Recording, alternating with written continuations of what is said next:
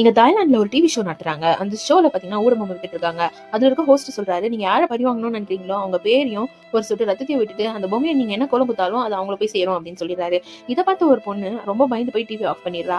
ஏன்னு பார்த்தா திடீர்னு நம்மளுக்கு அந்த மாதிரி ஆயிடுமான்னு யோசிக்கிறா. ஏன் அப்படி யோசிக்கிறான்னா, கொஞ்ச நாளைக்கு முன்னாடி உங்களுக்கு ஒரு ஆர்டர் வருது 100 ஊடகம் செய்யணும்ட்டு. அப்புறம் பார்த்தா அதுல ஒரு லெட்டர் இருக்குது. அந்த மந்திரத்தை படிச்சுட்டு இது எல்லாமே செய்யணும்ட்டு அவளுக்கு வந்து அந்த லெட்டரையும் கொடுத்துட்றாங்க.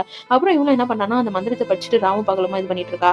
அப்புறம் ஒரு நாள் என்ன ஆகுதுன்னா, லாஸ்ட் பொம்மையை இது பண்ணிட்டே இருக்கும்போது அவ கை வந்து குத்திடுது. அவ கை குத்தும் போது என்ன ஆயிடுதுன்னா, அதுல இருந்து ஒரு சொட்டு ரத்தம் வந்து அந்த பொம்மையில பட்டுது.